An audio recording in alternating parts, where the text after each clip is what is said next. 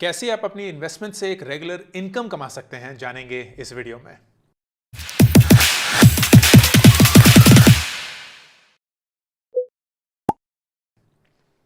दोस्तों, अक्सर मुझे ये सवाल पूछा जाता है कि जो हम इन्वेस्टमेंट कर रहे हैं वो तो हम लॉन्ग टर्म के लिए कर रहे हैं, जब हम बूढ़े हो चुके होंगे, लेकिन अगर हमें उस इन्वेस्टमेंट से आज एक रेगुलर इनकम चाहिए हो तो उसके बारे में कैसे सोचें। That's a very good question to start with. तो इस वीडियो में मैं 5 ऐसे तरीके बताऊंगा जिसके थ्रू आप अपनी इन्वेस्टमेंट्स के थ्रू एक रेगुलर इनकम जनरेट कर सकते हैं। इसमें मैं कहीं भी कुछ भी रिकमेंडेशन नहीं दूंगा, मैं बहुत सारे प्लेयर्स का नाम लूंगा। किसी भी प्लेयर ने इस वीडियो को बनाने के लिए कोई पैसा नहीं दिया है, ये मेरे प्योर ऑर्गेनिक सजेशंस हैं।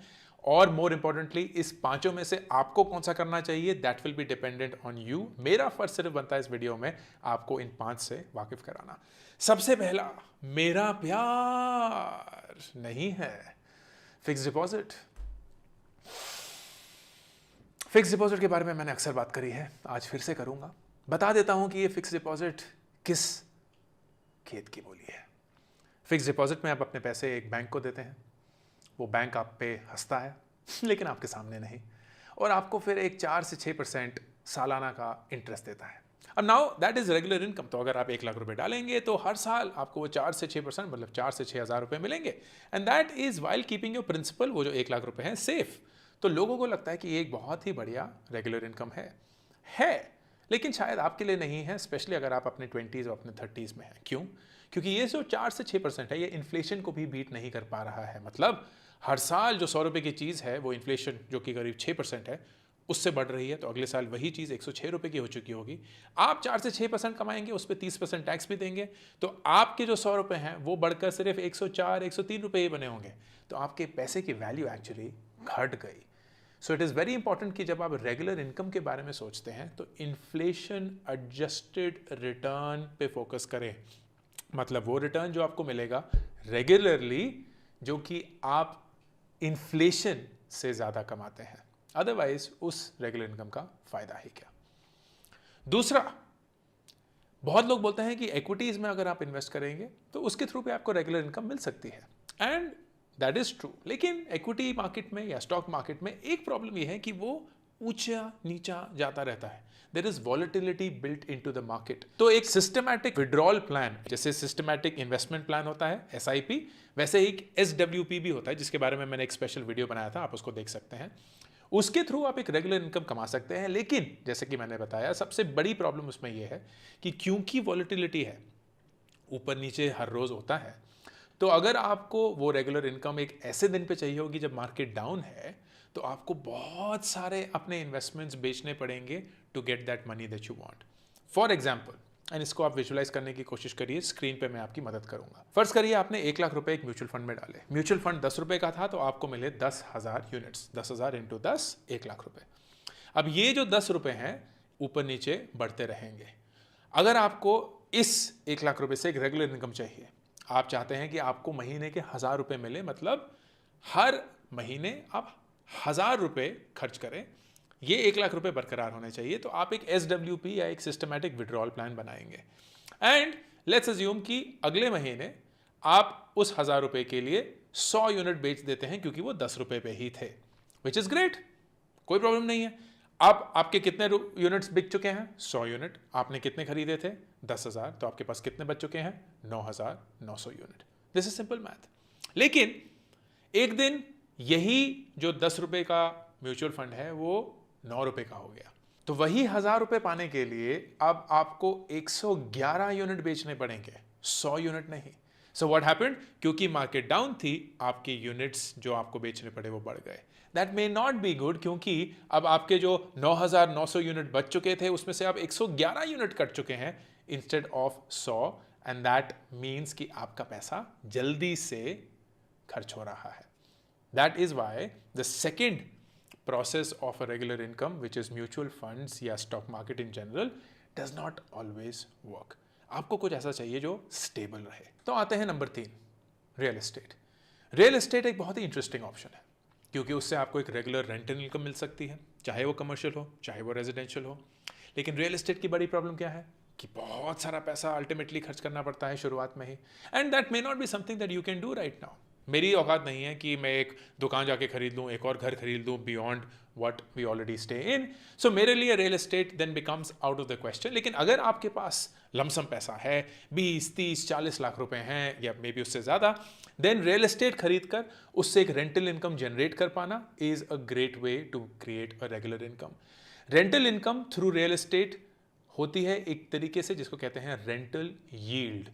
Rental yield होती है कि आपको रेंट में एक साल में कितना मिलता है and what is that as a percentage of the value of the property. For example, अगर आपकी प्रॉपर्टी फर्ज करिए 1 करोड़ रुपए की है और आपको साल के 3 लाख रुपए मिलते हैं एज रेंट, मतलब महीने के 25,000 रुपए एज रेंट, तो आपकी रेंटल यील्ड हो गई 3%। मतलब उस इन्वेस्टमेंट पे जो आपने करी है 1 करोड़ रुपए की, आपको हर साल 3% मिलता रहेगा। Again, not something that should make you happy, लेकिन the reason why you would still do it is इस 3% से तो ज़्यादा कुछ नहीं उखड़ेगा क्योंकि ये तो इन्फ्लेशन भी बीट नहीं कर रहा है, लेकिन आपकी प्रॉपर्टी की वैल्यू भी बढ़ती जा रही है। So the growth of the property plus the rental yield is your actual return. Real estate usually 5 से 6% पे ग्रो करता है। मतलब अगर आपका 5 से 6% प्रॉपर्टी की वैल्यू ग्रो कर रही है और आपकी रेंटल यील्ड फर्ज करिए 3% है, तो आपके साल का रिटर्न हो गया करीब करीब 7 से 8%, एंड दैट बीट्स इन्फ्लेशन। इसीलिए real estate could be a good option only if you have enough money. इसका एक ऑल्टरनेट जहां आपके पास इतना पैसा खर्च करने के लिए ना हो लेकिन आप रियल एस्टेट में एंजॉय करना चाहते हैं एक income, could be REITs, real estate investment trust. उन तीनों का नाम है माइंडस्पेस, ब्रुकफील्ड और एम्बेसी। मेरे हिसाब से एम्बेसी सबसे बढ़िया है, बट अगेन मेरी एडवाइस मत लीजिए, अपनी एनालिसिस अपने रिसर्च खुद करिए। The way that this REITs work is आप 400 रुपये से स्टार्टिंग पैसे इन्वेस्ट करते हैं। तो this is like a stock. आप एक कंपनी का REIT जब खरीदते हैं तो टेक्निकली एक कंपनी का स्टॉक खरीद रहे हैं। तो फर्ज करिए एम्बेसी, एंड एम्बेसी जो अपनी सारी प्रॉपर्टीज है उसका जो रेंटल इनकम जनरेट करेगा उसका एक परसेंटेज आपको वापस मिलेगा as dividend, which is regular income through its rental income. That is a way that you can start getting money from real estate investments बिना इतना ज़्यादा पैसा खर्च किए हुए।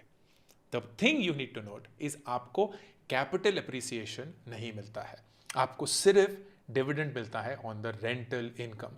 तो रियल एस्टेट खरीदने का फायदा क्या है कि आपकी प्रॉपर्टी की वैल्यू भी बढ़ रही है। REIT खरीदने का फायदा यह है कि बहुत कम पैसे लगते हैं, लेकिन नुकसान यह है कि आप प्रॉपर्टी एप्रिसिएशन का बेनिफिट नहीं एंजॉय कर पाते। Something that you have to consider at your end. Number 4, bonds.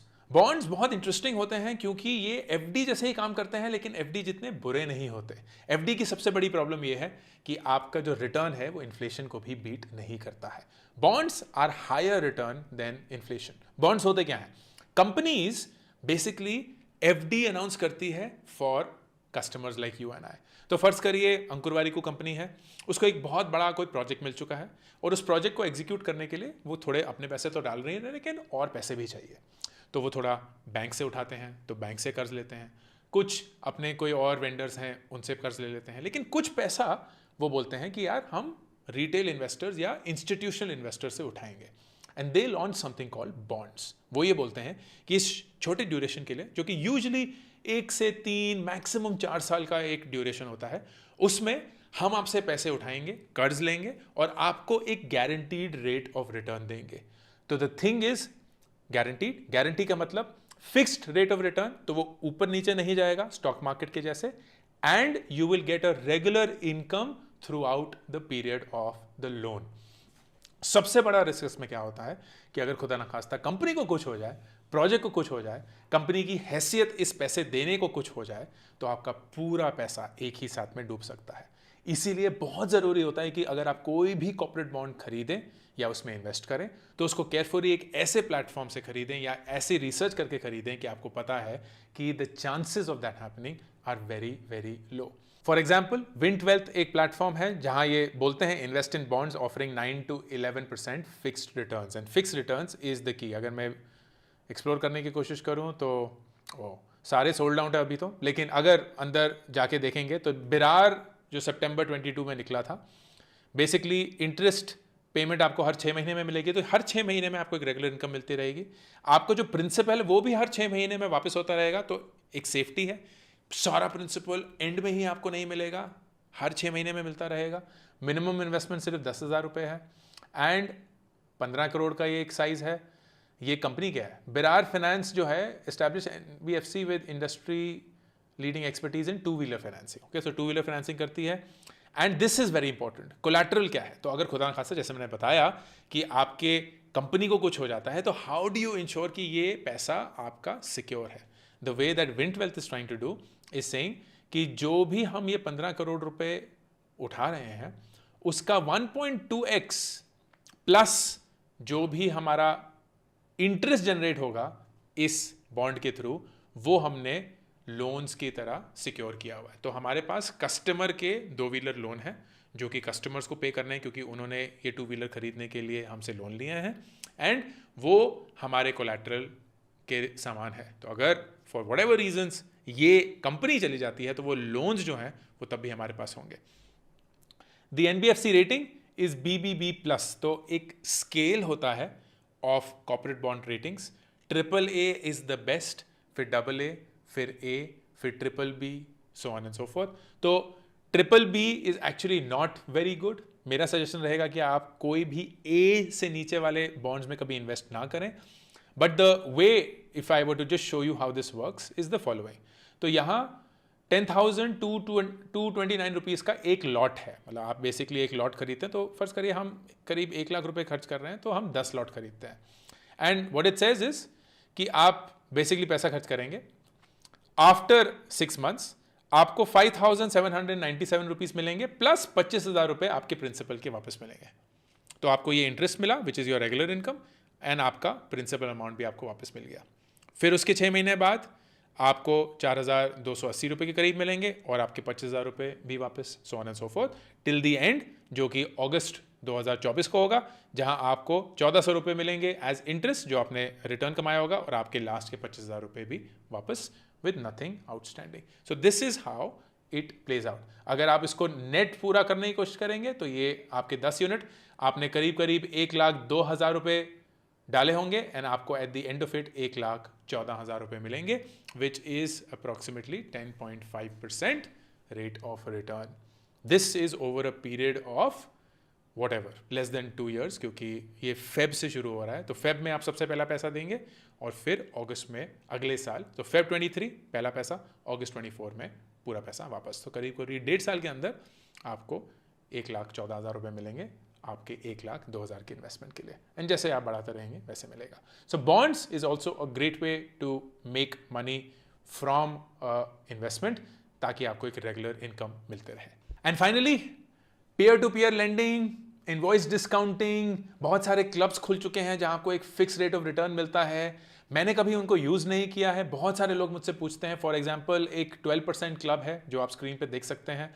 इसमें बेसिकली आपको 12% फिक्स रेट ऑफ रिटर्न मिलता है, and good thing that they claim is कि आपको एक डेली रिटर्न मिलता है। तो आप कभी भी वो पैसा निकाल सकते हैं। अगर आपने 1 लाख रुपए डाले, तो साल के एंड में आपको 1,12,000 रुपये मिलेंगे, लेकिन आप दिन में भी कभी निकाल सकते हैं।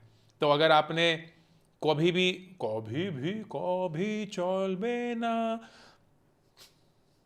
अगर आपने कभी भी कोई भी इन्वेस्टमेंट को तोड़ना हो, तो विदाउट एनी पेनल्टी, जैसे ये क्लेम करते हैं, कोई विड्रॉल चार्जेस नहीं है। आप जितना भी इंटरेस्ट कमा चुके हैं वो आप निकाल सकते हैं, and that is how it works. I am not a big fan of that, लेकिन फ्रैंकली ये इसलिए है क्योंकि मैंने इसको यूज़ नहीं किया है, तो मैं इनको डिसमिस नहीं करना चाहता हूँ। आप प्लीज़ अपने रिस्क पे इनको ट्राई किएगा। मेरी इनसे प्रॉब्लम ये है कि ये, या तो बेसिकली सवाल ये है कि ये फ्री मनी कहाँ से आ रहा है, कि 12% कौन दे रहा है। अब ये 12% या तो वो लोग दे रहे हैं जो कि इस पैसे को फ्री में ला चुके हैं, तो उनके पास कोई खर्चा ही नहीं है, तो वो 12% दे सकते हैं, या वो किसी और को यही पैसा दे रहे हैं और उससे 14% मांग रहे हैं, तो आप नेट 2% कमाते हैं, which is what banks do, right. जब आपको वो FD का रिटर्न मिलता है 4 से 6%, वो कहाँ से आता है? क्योंकि किसी और को, एंड वो और आप ही हैं। जब आप पर्सनल लोन लेते हैं, एजुकेशन लोन लेते हैं, होम लोन लेते हैं, तो आप 6 से 8, 10% देते हैं, आपको फिक्स डिपॉजिट 4 से 6% मिल रहा है। जो बाकी का डिफरेंस है, जो स्प्रेड जिसको बोलते हैं, वो बैंक की आमदनी है, उसकी इनकम है। The same way, this can also be. So I'm not sure what is the collateral at the end of it, और अगर खुदा ना खास्ता कंपनी को कुछ हो जाता है तो कैसे ये 12% सिक्योर होते हैं, लेकिन शॉर्ट टर्म के लिए I can say a diversified approach can work. तो इन 5 चीज़ों में अगर आप अपना पैसा डालते हैं, विच इज़ एफडीज, जहां आप डालेंगे सिर्फ वही अमाउंट जो आप सिक्योर करना चाहते हैं. Emergency fund is a great place to put your FD, क्योंकि जो भी आपके वो 6 महीने का या 12 महीने का खर्चा है जो आपने इमरजेंसी फंड के रूप में रखा है, एफडी में डालना बहुत अच्छा है, लेकिन उससे ज़्यादा नहीं, क्योंकि वो एक इन्वेस्टमेंट प्रोडक्ट नहीं है, एक सेफ्टी प्रोडक्ट है. So that is number 1. Number 2, mutual funds में डाल सकते हैं, लेकिन सिस्टमैटिक विड्रॉल प्लान में आपको वो उतार चढ़ाव को संभालना पड़ेगा. सो माय सजेशन इज कि आप म्यूचुअल फंड्स या स्टॉक मार्केट या स्मॉल केस को लॉन्ग टर्म इन्वेस्टमेंट के लिए ही देखिए, शॉर्ट टर्म रेगुलर इनकम के लिए मत देखिए. Number 3, real estate. अगर आपके पास पैसे हैं तो प्लीज डालिए, नहीं है तो REIT खरीद सकते हैं, लेकिन रेट ऑफ रिटर्न जो होगा वो उतना एक्साइटिंग नहीं होगा जितना आप रियल एस्टेट में बना सकते हैं. नंबर 4, आप बॉन्ड्स में इन्वेस्ट कर सकते हैं, काफ़ी अच्छे हैं, बहुत अच्छी कंपनियों के बॉन्ड्स आते हैं, तो आप उनको अगर केयरफुली एनालाइज करेंगे, विंटवेल्थ हो गया, goldenpie.com हो गया, ये सारे प्रॉपर्टीज़ हैं जहां आप जाके बॉन्ड्स इवेल्युएट कर सकते हैं, चेकआउट कर सकते हैं. एंड अगर आप करते हैं, you will understand which company is trying to give which bond for what period of time, and उसके through 9 to 12 या 9 to 11% fixed rate of return, not bad at all for a regular income and short period. And then finally ये P2P lending and all of those which you can use, but मेरा suggestion रहेगा 5 से 10% से ज़्यादा अपना वो पैसा मत डिप्लॉय करिएगा. I hope इन 5 ऑप्शंस में आप अपने इन्वेस्टमेंट्स के थ्रू एक रेगुलर इनकम जनरेट कर सकते हैं and make those investments work for you right now, while your long-term investments are working for you for the long term. Ankur Warikoo, signing off. YouTube Shorts के लिए एक dedicated channel launch किया गया है, जिसपे आप सिर्फ वो 60 सेकंड के शॉर्ट्स देख सकते हैं. No long format content to confuse you, and hopefully those 60 seconds will help you just as much as these long format videos do. Subscribe करिए, पिन कमेंट और डिस्क्रिप्शन में लिंक है to the Warikoo Shorts channel.